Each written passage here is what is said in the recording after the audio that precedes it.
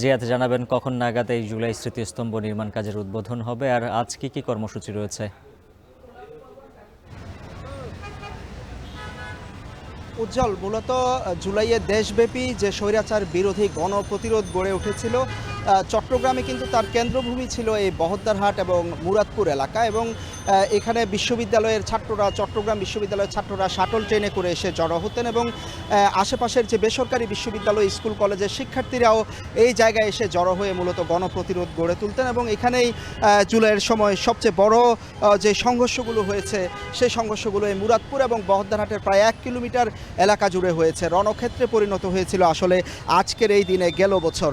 এবং বলা যায় যে আবু সাইদ, রংপুরে আবু সাইদ শহীদ হওয়ার পর চট্টগ্রামে দ্বিতীয় শহীদ যে শহীদ ওয়াসিম, ছাত্রদল নেতা চট্টগ্রাম কলেজের, তিনি দ্বিতীয় শহীদ হয়েছিলেন এই বহদ্দারহাট এলাকায়। এবং এই জায়গায় তিনি সহ আজকের এই দিনে মোট 3 জন শহীদ হয়েছিলেন। তার মধ্যে একজন এমইএস কলেজের ফয়সাল হোসেন শান্ত এবং আরেকজন কাঠমিস্ত্রি ছিলেন, ফার্নিচার দোকানে কাজ করতেন, ফারুক। তারা 3 জন কিন্তু এই জায়গায় শহীদ হয়েছিলেন। এবং এর পরপর বিভিন্ন সময় সংঘর্ষে চট্টগ্রাম এবং মুরাদপুর এই জায়গাটিতে 8 জন মূলত শহীদ হন এবং তারা মিলে চট্টগ্রামে মোট 12 জন শহীদ এবং 900-রও বেশি হতাহত হয়েছেন পুরো জুলাইয়ের সংঘর্ষে। তো সেটি স্মরণ করতে মূলত সাংস্কৃতিক উপদেষ্টা চট্টগ্রাম ছুটে এসেছেন। দিনব্যাপী নানা কর্মসূচি রয়েছে, তার মধ্যে দোয়া মাহফিল, মিলাদ মাহফিল হয়েছে কক্সবাজারের চকরিয়া, যেখানে শহীদ ওয়াসিমের কবরস্থান, সেখানে সকালে দোয়া মোনাজাত হয়েছে সেই জায়গায়। এবং চট্টগ্রামেও বিভিন্ন সংগঠনগুলো দোয়া মোনাজাত করছে। এবং